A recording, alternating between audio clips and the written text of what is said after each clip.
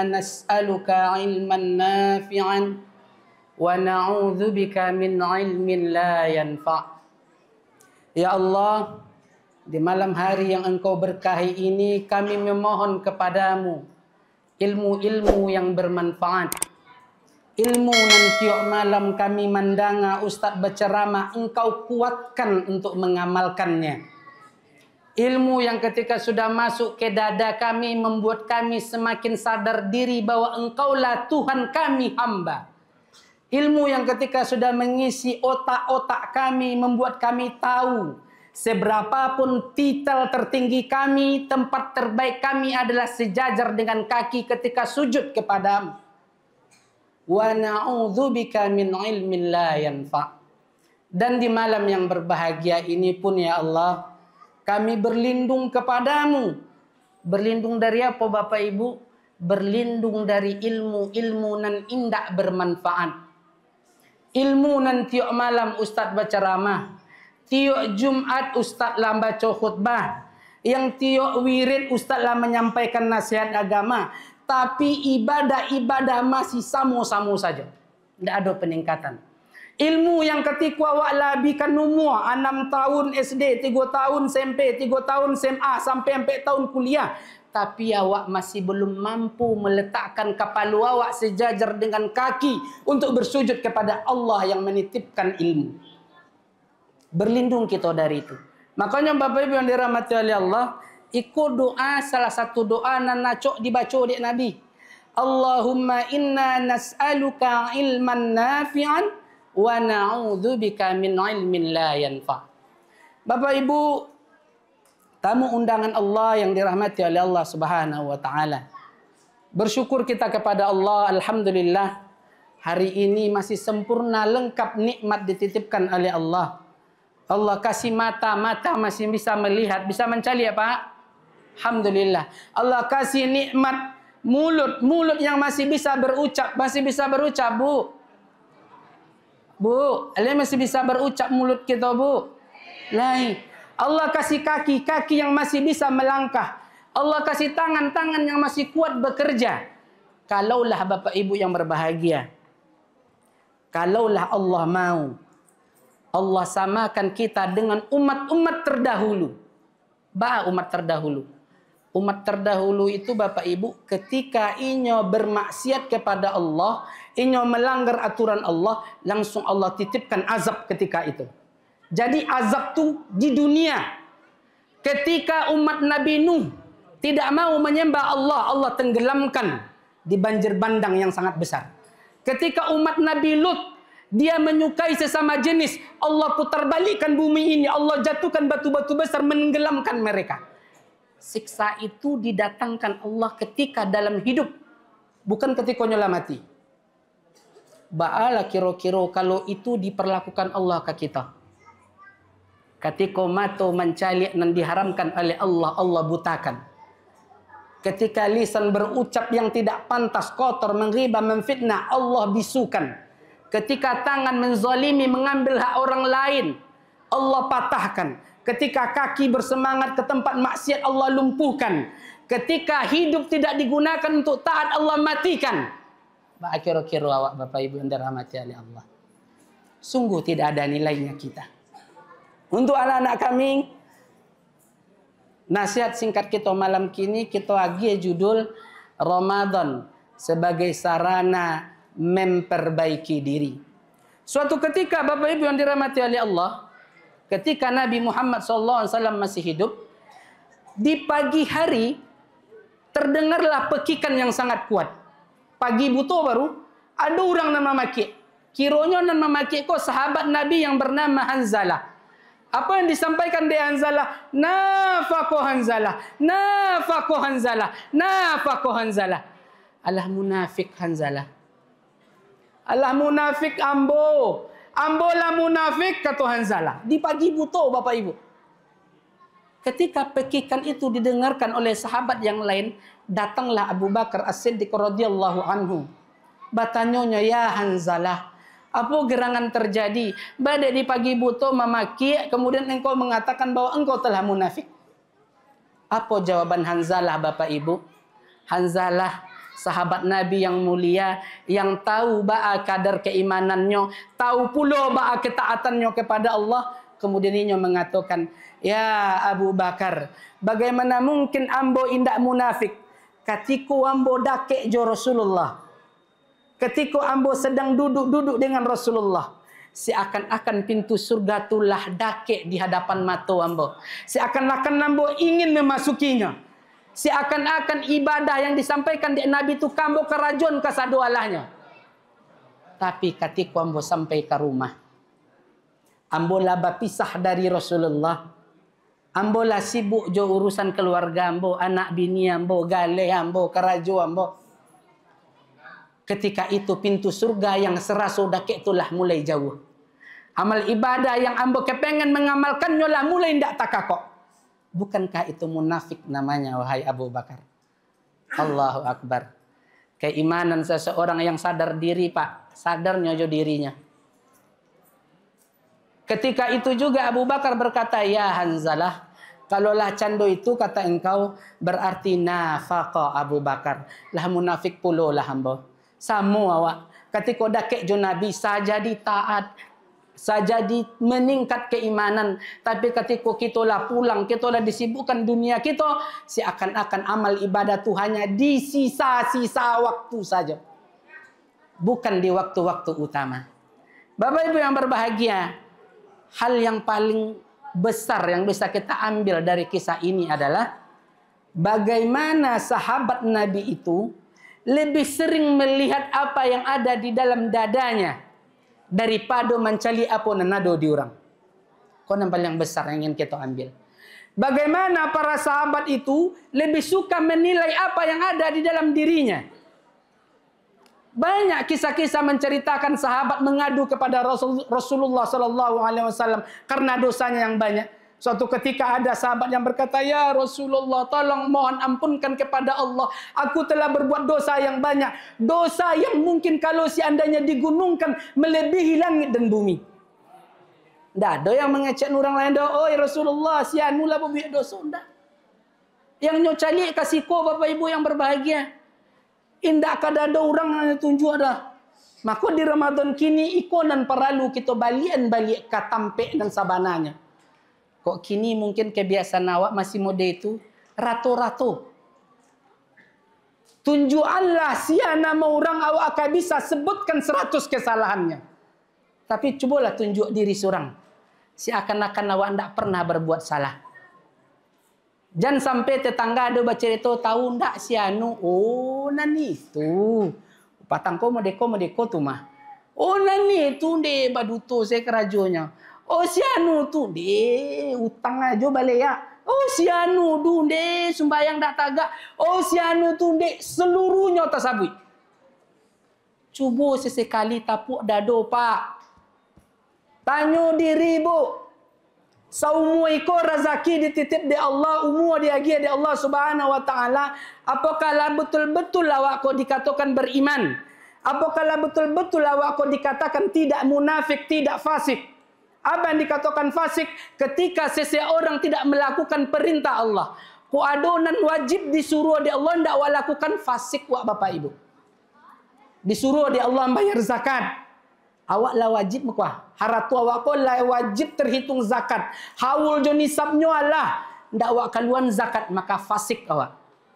Awak harusnya lah berangkat haji, haratu ada, umur ada, kesihatan ada, tapi ndak daftar-daftar dah, bukan menunggu antri, ndak daftar-daftar, fasik awak.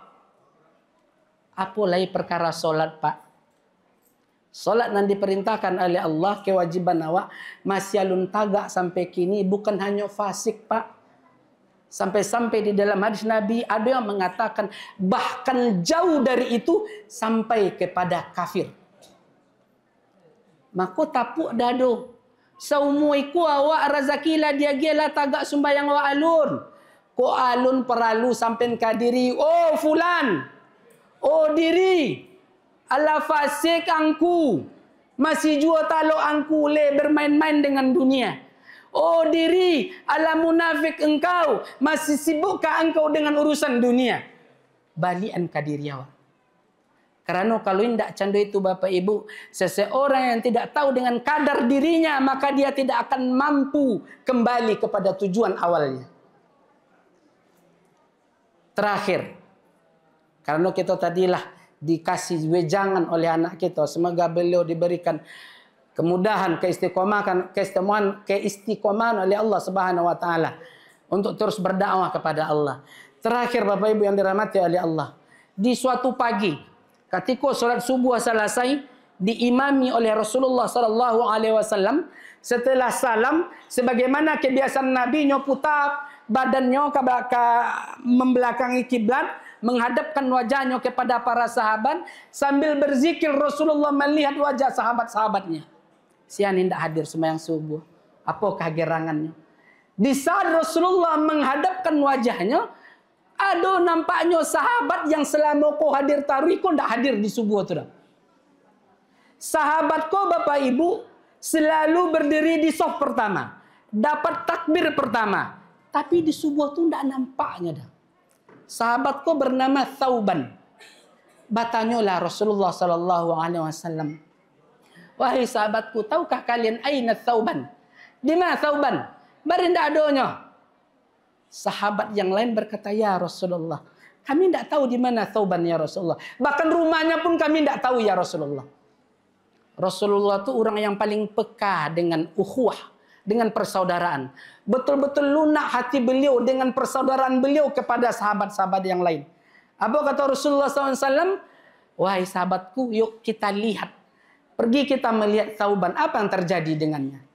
Ditanya-tanya ke orang di rumah Thauban, Bapak Ibu yang berbahagia, Rasulullah SAW dengan sahabat melakukan perjalanan dari masjid ke rumah Thauban selama 3 jam perjalanan. Allahu Akbar. 3 jam perjalanan Pak. Selalu di saf pertama, dapat takbir pertama. 3 jam perjalanan Pak.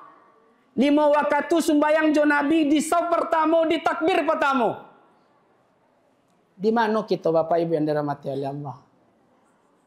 Dakek masjid kita Pak, dari rumah kita, bahkan azan masih tadanga. Jangankan di saf terakhir Pak, tidak sampai kita ke masjid Pak. Kok di saf terakhir masih boleh Pak? Ikut tidak sampai kita ke masjid. Ketika sampai di rumah Thauban, diketuk pintu, Assalamualaikum, waalaikumsalam, kata istrinya. Saya Muhammad Rasulullah sallallahu alaihi wasallam. Mana Thauban? Ketika pintu dibuka, dijawab oleh istri beliau, ya Rasulullah, sesungguhnya suamiku telah meninggal dunia.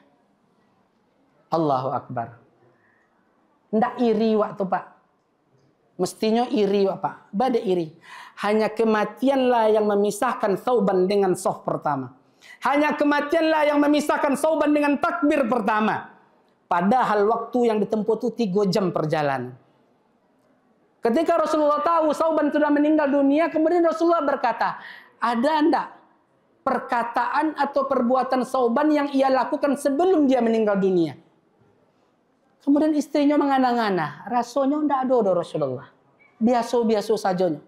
Tapi ada 3 perkataan dari suami saya sebelum dia meninggal yang saya enggak tahu apa maksudnya. Apa tuh kata Rasulullah?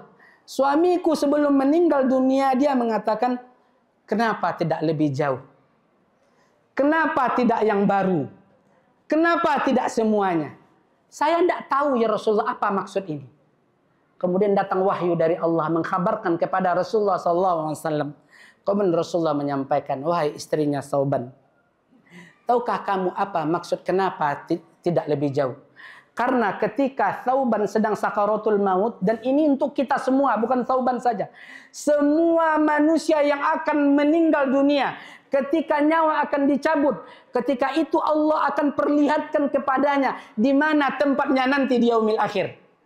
Jika dia sebagai ahli kebaikan, maka ditampakkanlah singgahsana surga tempat ia nanti duduk.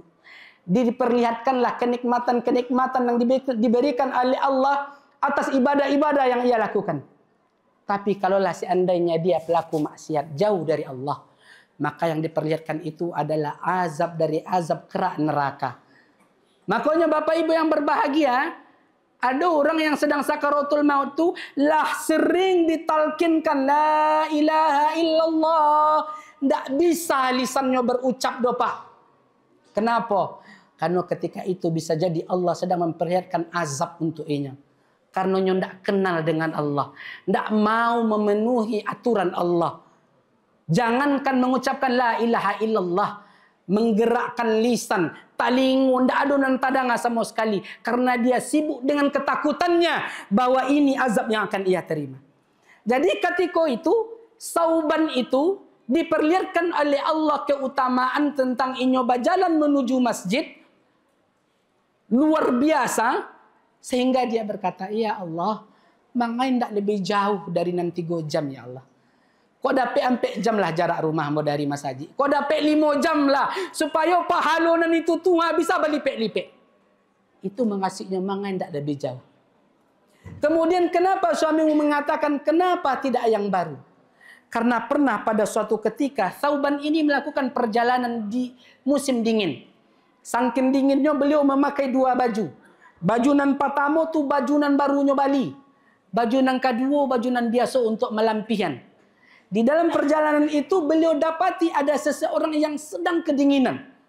Luar biasa kedinginannya. Saking dinginnya sampai hampir sekarat. Nyo bukalah baju nan luar tadi. Nyo agihan untuk penghangat tubuh orang tadi. Sampai orang nan menggigil tadi itu pun selamat. Ketika Allah tampakkan pahala yang kanyo terima atas baju lusuh nan lah nyo agi itu. Ketika itu Sauban berkata, ya Allah, badai ndak baju nan baru patang mau buka bagi kayaknya. Supaya pahalanya lebih banyak. Kemudian yang ketiga, kenapa tidak semuanya? Karena Sauban ini orang yang paling suka bersedekah. Jangankan punyonyo 2 pak. Kalau 2 punyonyo aja cie. Kok cie punyonyo ada yang meminta nyo bagi 2. Mode itu Sauban. Kalau dia kan tidak nak. Entah abang. Cie nyo alo dia mbah. Sauban tak. Asado nan meminta cie pun kanyo bagi 2. Ketika pahala itu diberikan, diperlihatkan oleh Allah, dia berkata, ya Allah, badai ndak sado nyo bagi. Badai setengah bagi. Bapak Ibu yang dirahmati oleh Allah, kalau Sauban pernah menyesal karena belum maksimal melakukan ketaatan. Wak catat kok Pak ya. Sauban menyesal karena belum maksimal melakukan ketaatan, maka jangan sampai awak menyesal karena belum melakukan ketaatan. Awak menyesal di sakaratul maut awak, ya Allah, alun tagak sembayang boleh Allah. Ya Allah, masih banyak puasa ambo yang alun berbayar dulu waktu muda ya Allah. Muda dulu ndak berpuasa ambo ya Allah. Ala gaek pensiun ku ambo baru puasa ya Allah. Ndak ada ambo bayar-bayar ya Allah puasa monan dulu. Ya Allah, banyak haratan kau titipkan ya Allah, ndak takana ambo berzakat dah ya Allah. Ya Allah, wajib ambo haji ya Allah, pian ndak barangke ya Allah. Jangan sampai penyesalan itu terjadi ketika sakaratul maut. Akulah mungkin Bapak Ibu yang berbahagia. Nasihat yang bisa kami sampaikan. Nasihat pukulan untuk diri kami. Yang mungkin masih belajar untuk meniti itu. Semoga bermanfaat juga untuk bapak-bapak ambo, ibu-ibu ambo, kemudian adik-adik kami sekalian. Kepada Allah kami mohon ampun. Kepada bapak ibu kami mohon maaf. Subhanakallahumma wa bihamdika. Asyhadu an la ilaha illa anta astaghfiruka wa atubu ilaih. Nun wal qalami wa ma yasturun fastabiqul khairat. Assalamualaikum warahmatullahi wabarakatuh.